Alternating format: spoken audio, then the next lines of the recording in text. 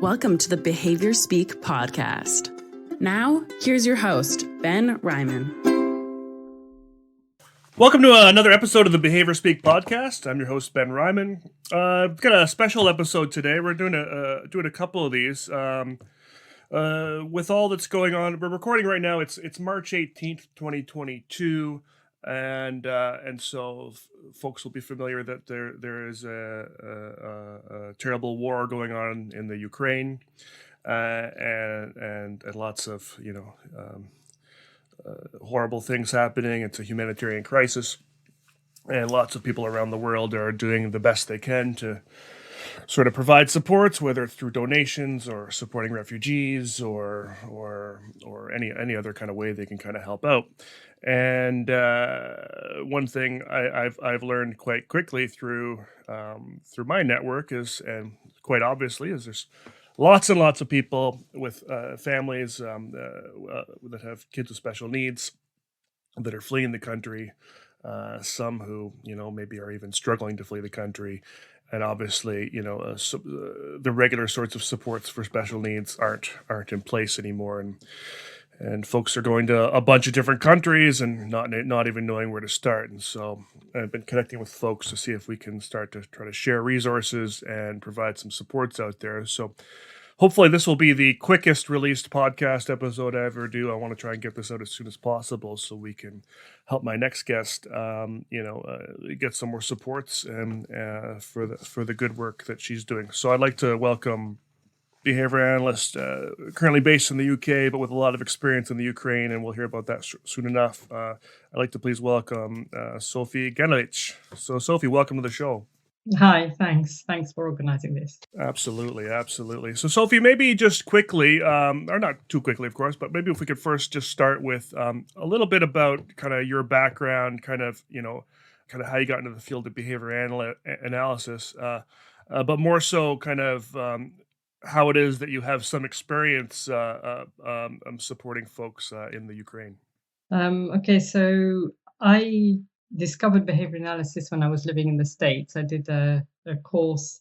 I was living in Minnesota. I did a course on behavior management, and I really enjoyed that. So I asked my lecturer at the University of St. Thomas in Minnesota what behavior management was, and she directed me to what a BCBA is, because obviously coming from England, I didn't know what a BCBA was.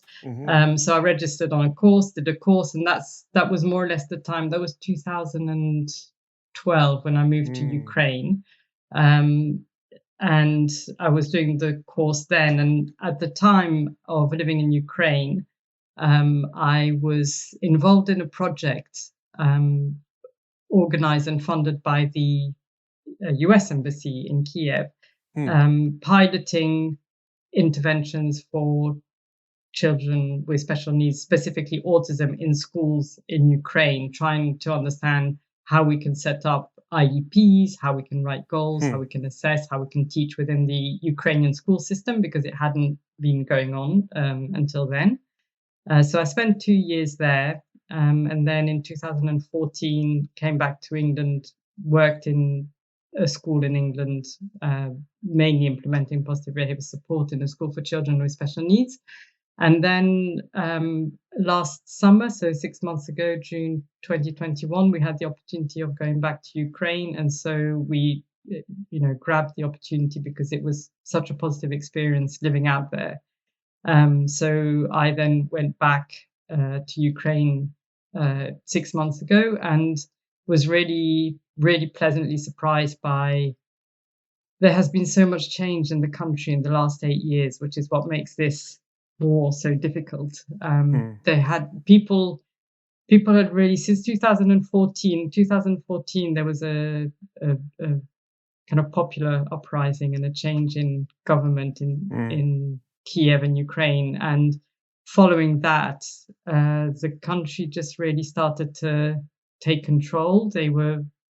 People, I think, all of a sudden woke up to the fact that they were living in a free country. It was their country and they were in control. And as a result, a lot of change happened in a lot of different areas within the field of special needs. The president's wife was very involved in working with special needs and setting systems. So, for example, they're in the process and are setting up networks of centers that are to diagnose and establish levels of special needs required for each of the children. So parents will bring their children, they get a diagnosis if they need it, and then they get told what level of support they will get within the education system. And that didn't exist 10 years ago. Now that's been set up, for example. Wow. And then within the field of applied behavior analysis, when I was there 10 years ago, there were people getting courses on behavior analysis that were organized through BCBAs in the US and in Israel. And they so there was a knowledge of applied behavior analysis, but there wasn't a board. There weren't any BCBAs that were officially registered at the BACB or certified by the BACB. And so 10 years, I move forward 10 years, and I arrive in Ukraine now, and there's actually a board of Ukrainian board of behavior analysis and an association of behavior analysis that are really just bringing the science of ABA forward and making and formalizing it and establishing systems for it to become established within the country, really. So there's been a lot of really positive changes in the last 10 years, and it was really nice to see how people were thinking about not just tomorrow but the future, and that was a big change that I'd seen in the last 8 years. So how many BCBAs are sort of pre-war were in the Ukraine? So registered with BACB, there are 3 BCBAs, Ukrainian BCBAs plus myself now. There's 1 BCABA and 1 RBT. So not a lot of people for not a lot of BCBAs for 44 million people, but there are also registered within the board and the association. There are about 50 professionals that have done some kind of training, formal training in applied behavior analysis. There's 8 that are considered to be at BCBA level. 27 at the associate level and 25 at the RBT type level. So there's about 50 of us registered. And so that might include people who've been doing ABA for the last 10, 15 years. So one of the members of the board, for example, she's got 3 centers within Ukraine. She's been doing it for the last 10 years. She's fully trained. She works under supervision of a BCBA in the States. And so slowly we're becoming established as a profession. It's early days, but it's definitely going in the right direction. So, of course, as many will be familiar, at the beginning of 2022, the BACB had said they weren't going to be, granting certifications outside of, North America for the most part, and I think a few other countries had got a couple of extensions on that. But so what's sort of happening now in the Ukraine with the BACB not being involved? Right. Yes, I remember that morning waking up to the message from the BACB, and at the time I was living in England, and I knew the UK would be okay because they're much more, the board is much more established. But my first thought was, what about ABA in a country like Ukraine? And I think I don't know how other countries feel about it, but I think it's a bit of a blessing in disguise because it means that we've now taken responsibility, and we're in the process of developing a course sequence in Ukrainian that will be offered through a Ukrainian university to set standards to certify behavior analysts in Ukraine. So it was a bit of a wake-up call to again take responsibility and develop the science further. And it's going to mean also that we're going to have to develop all the literature in Ukrainian and so that we can then teach in Ukrainian, because there's I found 2 books in Ukrainian to do with behavior analysis. One, which is key, which has been the Ables, has been translated in Ukrainian, which has been a fantastic tool. But there's apart from a couple of materials, there's very, very little available in the Ukrainian language. So this has kind of forced us to translate materials to disseminate in Ukrainian. And because for the last 5 years, Ukrainian has been the language of education, for the education, the language of delivery of education, because before that it was either Russian or Ukrainian. Now it's officially Ukrainian. That's kind of forced us to develop our kind of ABA identity within Ukraine and to make it more accessible, because I think for a lot of people, before having to rely on the States or rely on people overseas financially, it was much more expensive. Whereas now, if we become part of the system and we join a university, we can look at getting grants, or it becomes a lot more official and more accessible.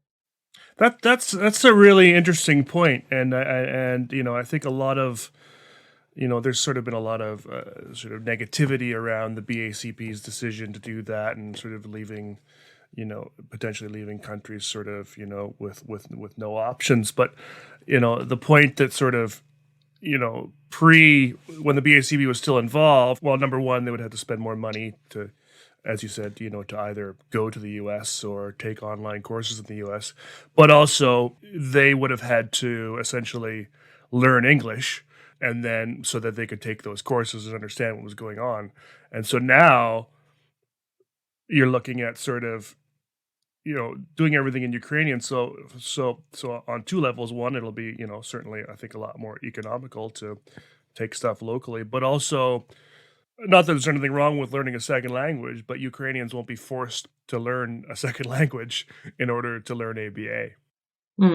Yeah, the science is so centered towards English speakers that we definitely need to support people worldwide to be able to access the. It's a huge job, obviously. I bet. I wonder, and I don't want to go too off on a tangent here, because I want to talk about sort of the important sort of current event issues, but I wonder, I haven't had too many conversations sort of around translation, and I wonder, with ABA having so much, technical jargon in English, has it been difficult to translate, things like, motivating operations and antecedents and things? So some of the advantages of doing it with the benefit of hindsight is that I think certain words, like, for example, I was preparing a lecture on reinforcement and punishment actually just before this, and I realized that the way we've translated the word for punishment is actually much better in terms of we've called it weakening a behavior rather than punishing a behavior. And so from that point, we've kind of learned to not repeat those mistakes of using a term that has one meaning in everyday language, and then we have a different meaning for it. But it is a really, really it's a really difficult task, and there are still. So we also have the experience of the Russian translations, because they've also gone through a lot of the thinking behind how to translate it. And the Ukrainian and the Russian languages are quite similar, have a lot of similar roots. And so again, we can use that to help us understand how best to do it. But I think because we have so much jargon when we don't necessarily need it, we are definitely going to be talking to speech and language therapists, we're going to be talking to psychologists, we're going to be talking to other people in the field and other people who already have some of those terms, and we're going to see how we can use them in the same kind of way rather than use our own terminology. Right. So that's definitely something that we've thought about, and it is an incredibly complex task, because a lot of times we're just not inventing words, but yes, kind of inventing new meanings to words because they haven't been used in that context. It's quite a big task. Hi, everyone. This is the first episode in a special series we're doing on how the war in Ukraine is affecting children with disabilities and their families.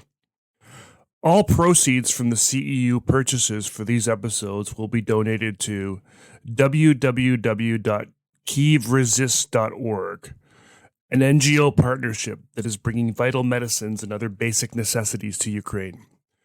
To purchase CEUs, you'll need to enter the 3 secret words from the episode at www.cbiconsultants.com and click on the CBI store. The first secret word is Ukraine.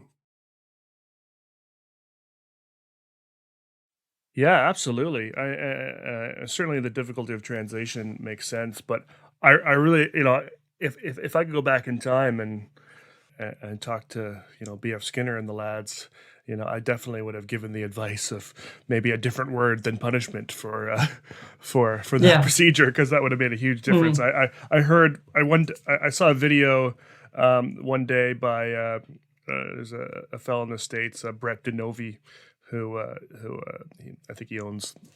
It sounds like he owns like the largest sort of chain of behavior ABA clinics in the States, and he did a video one day, and he was talking about how sort of how unappetizing the word punishment was, and suggested you could just call it a deceleration procedure, which reminds me of kind of what you were saying about weakening instead of punishing. So yeah, I definitely see how the value in that. So what about getting accreditation now? So I realize in the BACB and the sort of the BCBA certification, I mean, I think it really has its most value in the US because, there's a lot of requirements in terms of insurance and licensure and those sorts of things that require that accreditation. Whereas I'm in Canada, and depending on where you go, there's not as much regulation, and so you don't really need a certification to sort of practice. I mean, some places you do, but in a lot of places you don't. You can still do the work and so on and so forth. So, is there a need for a certification, a credential in the Ukraine, and why? So yes, another change that I've seen in the last 10 years is that ABA has become much more mainstream in inverted commas, in the sense that people now know what it is. And I have a colleague, for example, who I worked with. Well, I'm still working with her now, and I was working with her 10 years ago too. She has a center for children with autism in Kiev, and she regularly gets asked for ABA services. And so there's a big shift in understanding that ABA is a therapy that's going to benefit, or an approach, sorry, that's going to benefit children with autism. And so what happens is a lot of people will say, yes, we do it. And they offering ABA in inverted commas. They might have watched a video, they might have done on a 2-hour course, but they're not really qualified to say that they offer ABA. And so there's a lot of that going on. And so once we have a system in place, and at the moment we already have that system in the sense that we ask everybody who's had any training or any practice of ABA to register with the board or the Association of Behaviour Analysts in Ukraine, so that when we get asked for therapists, we direct them to that website, because we control who signs on to the website, and the getting onto the membership is actually really, really tough. And when I moved to Ukraine last summer, the amount of certificates I had to send to prove, I had to send my BACB certificate, my master's certificate from the States. I had to get it translated and approved by the Board of Education of Ukraine. And so it was a really rigorous system. And so I think it's really important in a country where certificates get handed out very generously and very easily. I think it's really important to have a way to monitor what people are doing, because already there are people who say my child did ABA and it didn't work. And so then when you inquire about where did they get the ABA, who was delivering it, Yes. and you realize that that person who was delivering ABA, apart from maybe watching some YouTube videos, had never had any training in ABA, and so that straight away gives a bad name to ABA. Of course. Yeah. And so I think it's really important at the beginning of a process to set a high standard, and then we can work by that standard. I mean, I remember actually I was living in Ukraine 10 years ago when I started my ABA course, and I remember seeing the code of ethics for the BACB and being really relieved that I could use that as an excuse for being professional. In a sense that I when you have that code of ethics, you can always refer back to it. And in a country where those codes might not always be very strongly followed, it's if you're part of a group that follows those codes, then that's your go-to when someone wants you to do something that might not be very ethical. You can say, well, actually my code says I can't. And so that's why I think it's really, really important, because that code of ethics, and not just in Ukraine, in the UK also regularly, when I was asked to sometimes I would be expected to deliver training on something that I wasn't an expert in, I would just always go back to my code of ethics as that, I'm not qualified to do this, so I won't do it. And I think it just really helps when you're out in the field and there's not a lot of other people from your professional background. I think that code of ethics is really just helps justify what you can and can't do. And so if you have it really ingrained in people as part of the course and as part of the qualification, the certification, I think it's just really important to have it standardized and to set some sort of a benchmark for this is what and how a behavior analyst should behave. Yes. That makes a lot of sense. So I understand there may be more, but there are two kind of credentialing bodies that I know of that are providing certifications in ABA outside of North America. One is called, I believe they're called the QABA, and it's I think the qualified applied behavior analysis or qualified ABA certification, and then and that one's been around for a little while. And then there's a second one, and I think that one is purposely more kind of autism specific, but I think that can still work out for a lot of places. And then the other one, which I believe started just after the announcement, and that's the IBAO, the International Behavior Analyst Organization. Now, I know from talking to you that you folks had kind of decided to go with the IBAO. Why did you choose the IBAO versus the QABA? Because I know the QABA has been around a lot longer. Now, maybe it's just not available in Ukraine, and maybe that's why. But what was the thought there? I think by the time I arrived in Ukraine, we had already had some connections with IBAO, because the board was already in the process of translating the AFLs, which I think is also Mike Muller, who's of the IBAO. Yes. And so I think that's why we had that connection already, and it made sense. And we did, I think on 23rd of February, the day before the war, we actually signed a memorandum of understanding that we were going to translate all the materials into Ukrainian and prepare our credentialing system to match with the IBAO. And it's just really nice to have an organization that's really, really flexible and really kind of meets you where you are, because a lot of the organizations that we looked at for accreditation, they were so high up in terms of amount of people who had to be certified at PhD level with X amount of experience, and it was so far from what we could deliver in Ukraine. So far, I mean, it's so big compared to what we're doing in Ukraine. But we'll be there in 10 years, but we're not there now. But we needed somewhere to start, and that's we found the IBAO have been really, really good at supporting that process. Right on. I've been involved with the IBAO a little bit myself. Kind of did some work developing some of their early kind of processes, and through that we have sort of a discussion board, an online kind of social networking board that we use to sort of connect with each other. And that's how I found you. A week or so ago, I saw a post on our messaging board that had your name, and it was from Mike Mueller, and he was basically saying that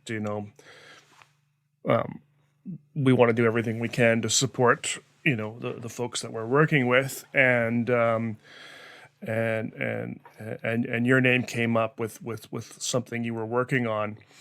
To sort of related to the war. It's crazy that on the day before the war, you're finalizing details to start a credentialing system, and the next day, sort of everything changes for you, obviously, in kind of so many ways. So we all know on February 24th, the war began, and sort of what effect has that had on kind of the work you're doing in Ukraine?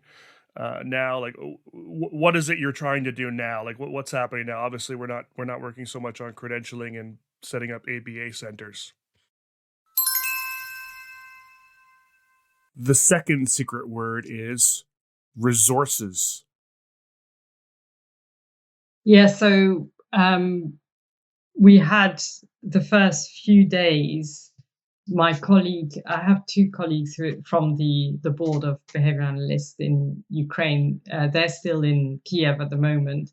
And the first few days, they were continuously on the phone to parents who were having to going to bomb shelters, children with autism who weren't coping with the sirens, the unpredictability. It's an incredibly stressful situation, obviously, for everybody involved. But then there were so many children who were refusing to go into the shelters, who were just so disorientated and so affected by the situation. So my colleagues in Ukraine we spent the first 4 or 5 days just supporting on the phone, continuously supporting people, their clients who had children with special needs. And in fact, one of the members of the board has a child with special need to a 13-year-old boy. So she had her own issues to deal with too. So yeah, but yeah, so that's how it started. And then they've been very active, particularly the one with the child with special needs, have been very active on Facebook and all the social networks, supporting families with children with special needs, all types of special needs. She's been coordinating evacuations out of Kiev, for example, just being very, very active. There's finding medicine for children who needed medicines, just networking, supporting in how she could with all the children and all the individuals with physical and other special needs to help with evacuations and medicine, food, everything really that people needed. Wow. So, and your colleagues, you say they're still there now. Are they safe? Do you know? Did you hear from them or? Yes, I was talking to. Well, it's funny because you said with all the credentialings got forgotten. Well, actually, I had a call with one of my colleagues about a week ago, And she was saying, well, my 3 centres are closed, so we might as well get on with with writing the course sequence. So I think sometimes people need that to focus on something that's totally unrelated and so much easier to think about than what's going on outside. So everybody a lot of people I've spoken to have, said that they wanted to work, but so they're still there. I was talking to my other colleague, the one with the child with special needs, this morning, and it really brought home how much harder it's going to be, and that's why I'm trying to gather support in various countries.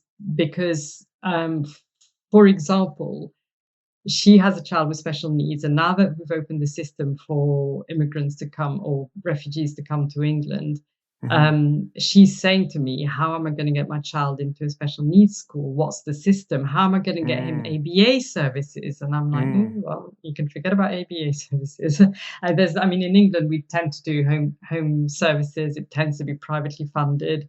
She's saying, how am I going to get my money to feed myself, feed my family? How am I going to get the money to get ABA services for my child until the schools are able to take him in? My experience of special needs schools in England is that it takes about 6 months to do the process of applying for an IEP. In England, it's an EHCP, an education healthcare plan. These processes take a lot of time, and I have no concept of how it works for when you arrive with a child with special need in an emergency situation. So I've taken it on myself to find out all this information so that I can be so that we can be prepared, and I can give that information. And because I've got some contacts here, I can get that information, and I've already started that process. But yes, doing this with a child with special needs is obviously different. I've seen on news reports that there are children who have started school in Poland, children who have started school in France, in Italy, and they've arrived in the town and gone to the local school. But I don't think that's going to be an option if you have a child with special needs in every country. I mean, I'm sure there are some countries where that can happen straight away, and I'm sure there's some countries where there are ABA services to keep the child occupied in a constructive way before school places become available. But when people are asking me these questions about different countries in the world, I can't answer that. I can only try and find out and clarify for England, because I know this, because I've worked in schools in England. I know the system a lot better. So yes, I was talking to one of my colleagues this morning, and she was asking me about, if I arrive, what job can I do? Who's going to look after my son? Do I need a car to take him to school? All these questions there are so many more questions if you have a child with special needs compared to coming on your own or with a typically developing child. So I know, yeah, wow, and in fact, I'd heard. The reason I asked just how they're doing is I had heard again through social networking and whatever, and maybe this is even one of the colleagues you're talking about, but there was one behavior analyst in the Ukraine that had posted about I think maybe another behavior analyst who at the time was currently in a bomb shelter, and they hadn't heard from her for a week or so, and just because of the inability to communicate. And so it's pretty scary stuff when that's going on. Yeah, so our head of the Ukrainian Association of Behavior Analysis is in Mariupol, which is that city that's being bombed time and time and time and time again. And yes. Yeah, I haven't heard from her in a long time either.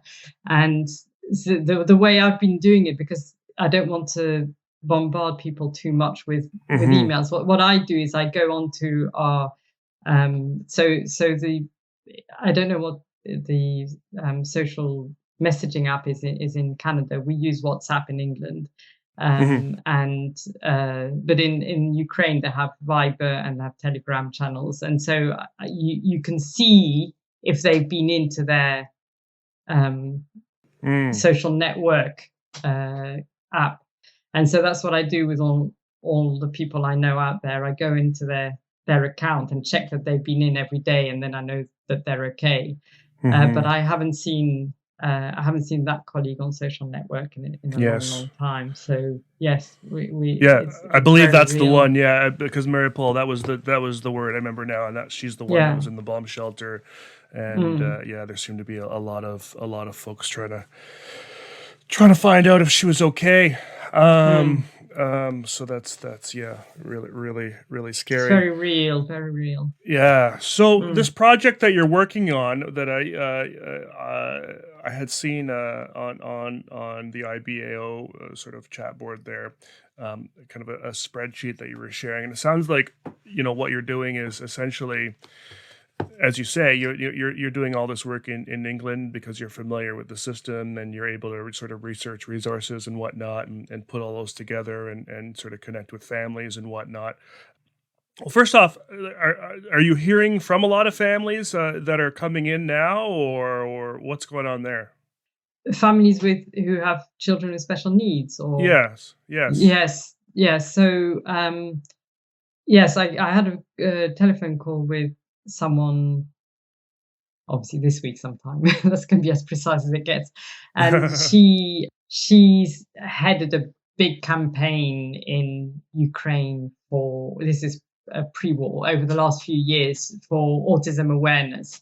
Mm, And so she obviously has a lot of contacts, children with or parents with children with special needs, and hmm she was in contact with 10 different families who were looking for um, hoping to come to England. And so then we mm, have that kind of added layer of finding homes.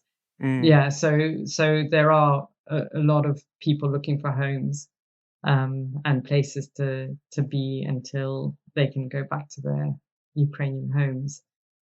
So yeah, there's a big network of parents.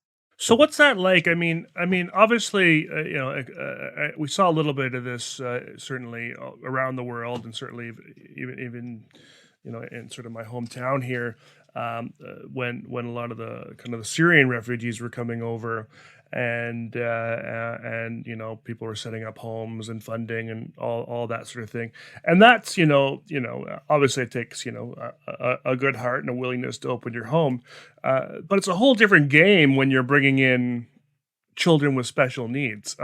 Is it hard to sort of find homes, find people that want to take in children with special needs, because it's a whole other demand there. The third secret word is refugee.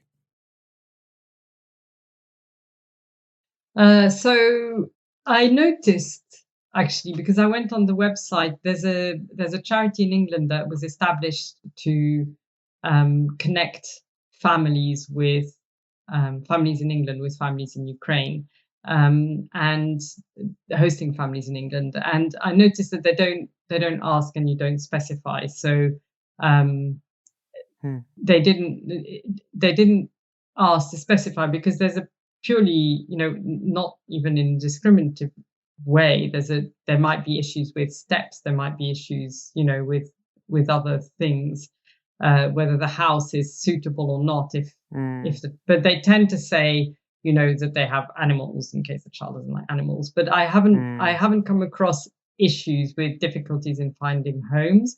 And I mm, was actually contacted by a colleague of mine, a parent, who I worked with when I was living in England, and she's very active in the autism community in England, and she's a mm, parent, and she straight away contacted me saying, I've got somewhere, if you know someone with a child, I want to make sure it's a parent who comes with a child mm, with autism. If you know anybody, let them know. So I think that's what's going to happen, is there's going to be people who, I notice also there's a lot of teachers who are signing up to host. I noticed, because I was looking for someone today actually, and I noticed, for example, that there was a home with a retired teacher, for children with special needs. And so I thought, okay, well, that would be a good match. perfect. Yeah. And so people write who they are, what their background is, and then you can find a match that's most likely to work. Hmm But hmm yes, it is. It's a very difficult question to raise. Yeah, yeah. No, and that's great that sort of that some of these local associations are also reaching out and saying, and probably realizing this, that not everyone is going to want it's one thing to bring in a family that doesn't speak your language, but it's a whole other thing to bring in a family with so many more kind of special needs that you just weren't prepared for. And so, these families that already have, kids with autism or whatnot, would certainly be more welcoming and be more apt to sort of, provide a better environment. Yeah. I was thinking of, any teachers, anybody who's worked with children with special needs, and any BCBAs if they have a home. That would be brilliant. So yeah. So it's great that you've got that connection, certainly with the person in Ukraine who kind of has led that autism awareness piece. I don't imagine everybody is looking to go to England No. or able to go to England, and so it sounds like there's countries all over the world that are taking in refugees right now, and kind of this brings us to sort of how I found you and this sort of spreadsheet that you had shared with Michael on the IBAO, with the IBAO network. What is it you're looking to do there? You're looking to sort of help expand this to sort of other countries. So it's a fast changing situation. And when we set up the spreadsheet, probably a couple of weeks ago, there was very little information that was available. Now there's a lot more available around accommodation, shelter, and those kind of things. But I still haven't seen anything that addresses information for individuals with special needs. So, for example, I got a phone call from a mother who had literally bought a single ticket to Ireland, because Ireland, they don't need any visas. And she found someone there through Facebook who said, okay, come to Dublin, I'll look after you. And so this mother has a child with autism. So she contacted me and she just said, I have no idea when I arrive in Ireland what I'm going to do with my child. And so I know an OT who's from Ireland. So I contacted her. But, this isn't the most efficient system. And that's why I'm trying to connect with people who can provide information in each of the potential countries where refugees might go, so that we can collate that information, potentially put it in a website or a page. There's loads of different websites that have been set up for housing and accommodation, and we want to create a hub of information where people, for example, are thinking, okay, I'm going to go to Slovakia. Let's see where I can live, where I can put my child at school, what's the system, but some really, really basic, higher level information. So in England, for example, basic information like you have to contact your local education authority, you will need to ask for an EHCP, an education healthcare plan. The types of school systems that we have in England are, you can either be in the classroom, you can either have an ABA support that's self-funded in the classroom, you can have a special needs school, basic information about each of the different countries and how services work in that country. Because I think we often assume that everywhere is going to be the same, but it's drastically different in every country in Europe. And so understanding the system, I remember when I first arrived in England, because I studied first in the States, then in Ukraine, and worked in education systems in both places. And then I arrived in England and it was all totally different. And I remember it took me about 6 months to understand how things were working. And I didn't have to put a child in a special needs school. Actually, putting my 2 children into a mainstream school was actually quite difficult in England, because it's quite a complicated system. And so all that kind of support, having a basic information page that even if they can take that to a host family, so that the host family will know where to start and where to direct them. Some references of websites, some very basic information. And so if we could have that for every country, that would be fantastic. And then we would either have that available on a website, or we would redirect people. But one contact per country who's understands the system, because it's Yes. very difficult to understand the system when you're not in it. Absolutely.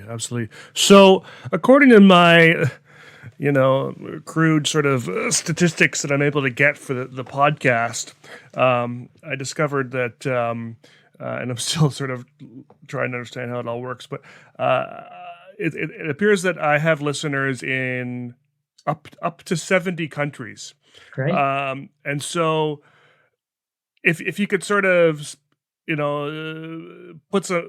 you could sort of speak to those listeners, what kind of help are you specifically looking for? Like, what can they do? How can they get a hold of you?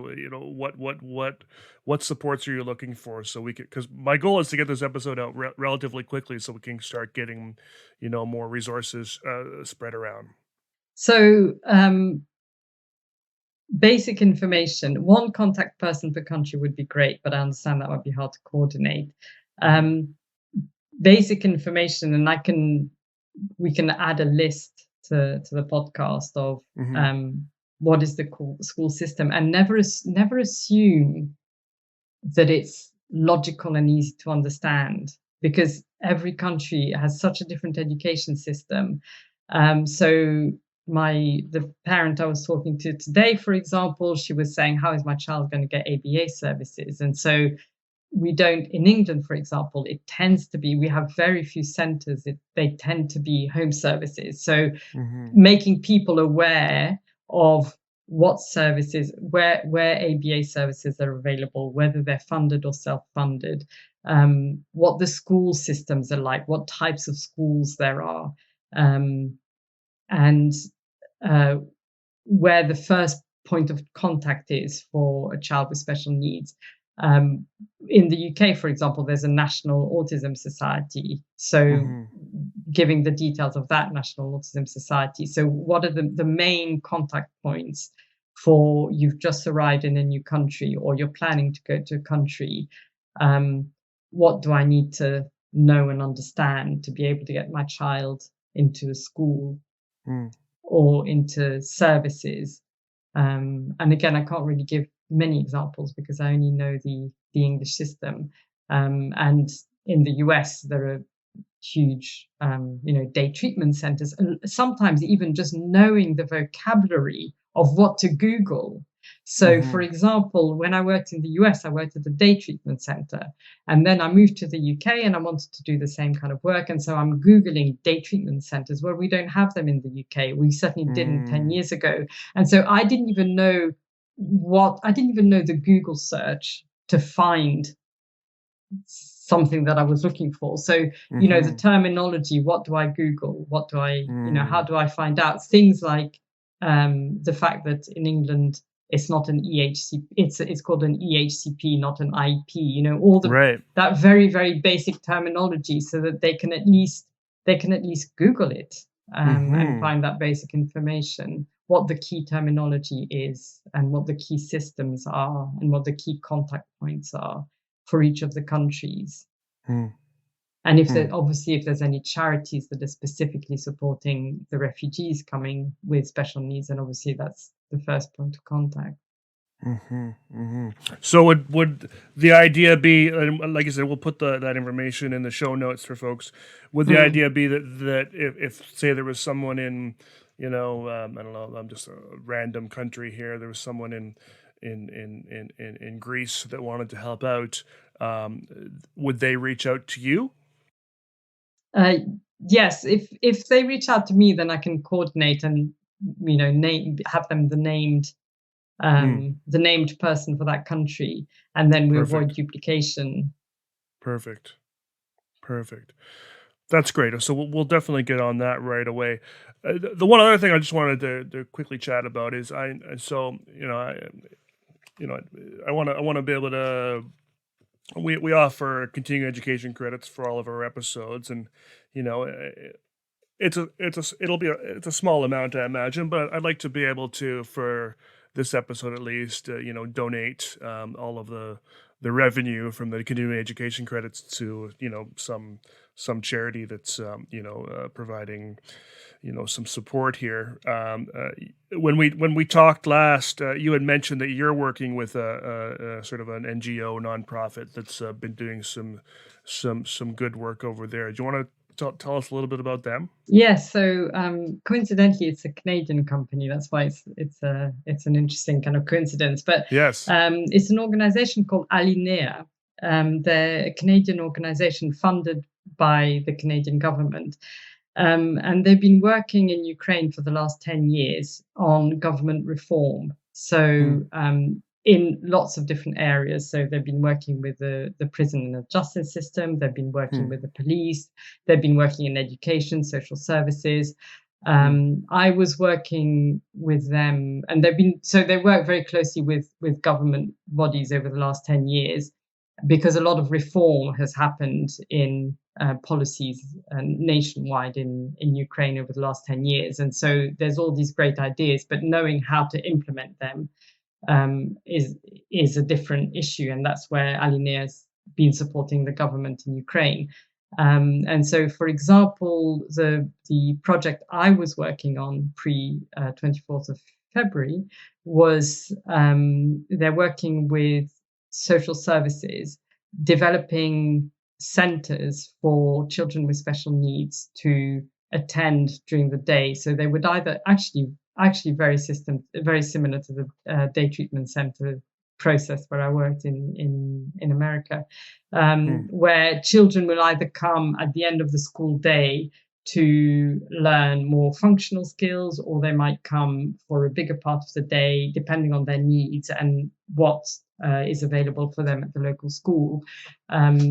They attend this center, and so they needed support and international expertise on how to assess children with social, emotional, and behavioral issues and autism. And so they were looking at the process of how to assess them, how to develop the plans, how to write the plans, how to, on a national basis, develop an assessment that will be used in every single one of those centers, and develop a training package for all the specialists who are working in that center. And so that's what we were working on. That's just one tiny project out of a lot of huge nationwide projects that they're working on. And then on the 24th of February, things changed drastically, and their remit also changed drastically, and they're really, really well placed because they have people working for them all over the country. They know all the government networks within the country, and so they've been able to respond really, really, really quickly to the war and the war effort and the help that's been needed in the country. And so every single penny that they receive goes directly towards buying something. If you give them $5, they will buy $5 of paracetamol. It's because our wages are and staffing and offices and all those kind of infrastructures are funded already. Everything that's being raised for the humanitarian effort now is going directly towards buying goods and services. And they're launching various campaigns within the country. They're doing things like looking after prisoners. I hadn't even thought about the prisoners in prisons, in countries, in areas where they're being bombed, they don't have any food, they're being held in prisons, and it's quite it's a big job understanding how we can support them. They've also been, so another thing that they're doing at the moment is they're looking at regulations and rules and regulations over prisoner of wars, because we haven't had prisoners of war for 80 years in Europe, and so that needs to be revised, implemented, make sure that they're treated adequately and appropriately. And then they're doing a lot of humanitarian aid, but humanitarian aid at a really local level. So, for example, very early on, there was one of the employees was a lot of people, when the war broke out, moved out of Kiev to smaller places where they might have known family in the country. And one employee met with the regional hospital, and they didn't have enough of a certain type of medicine because all the supply chains have been broken for medicine. And they were running out of a certain medicine. So the hospital put through an application. They got the medicine delivered, and all that was just literally done on a very, very quick basis and a very local basis. And the other thing, for example, that Alinea are doing is so for medicines that need to come from overseas, they're shipping them in. For medicines where there's the infrastructure in Ukraine to do it, so for example, insulin is in high demand at the moment because the supply chain again has been affected. They're working with manufacturers of insulin in Ukraine, supplying them with the raw material so that they can then manufacture, so that we're putting money back in Ukraine directly whenever that's possible. So they're a fantastic organization. And like I said in our last call, it's the kind of thing you never hear about, the work that they're doing. They've just done it basically. And they've set up this huge network of transport. So again, I've been giving their details to through a lot of social networks in Europe who have got a truckload of humanitarian aid. And they're saying, I can get it to the Polish-Ukrainian border, but I don't know how to get it into Ukraine. Well, that's what they've done. They've got a nationwide, throughout Ukraine network of warehouses, trucks. So you just get your goods to the border. They distribute them throughout Ukraine. And yeah, it's very, very palpable results and very real delivery of services really where they're needed. So yeah, it's an amazing organization. And so my remit now is to look at supporting families post-trauma and education for online education for children with special needs. So yes, we've all adapted to what we're doing just to help the war effort, really.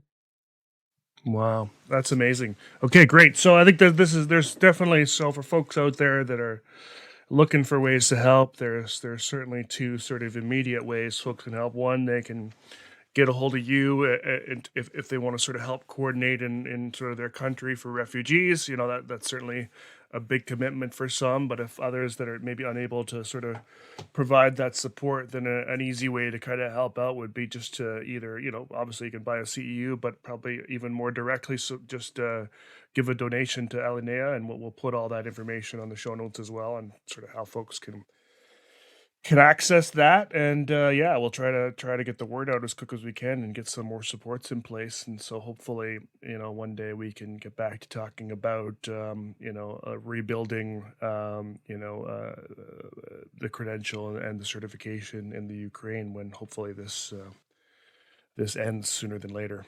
Wow. Yeah. Thanks a lot, Sophie, for coming on the podcast. I think we can end it here. I think this is a good place to stop, and I can work on getting this thing published as quick as we can, and start getting getting some emails sent your way. Great. Thanks. It's awesome. It's good to get the voice out. Cheers. Thanks everybody for listening to this episode with Sophie.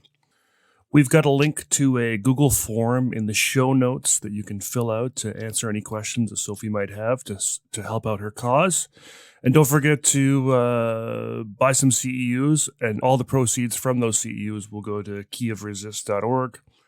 And of course, if you'd like to donate more, just go check out kievresist.org and make your own donation. Thanks again for listening.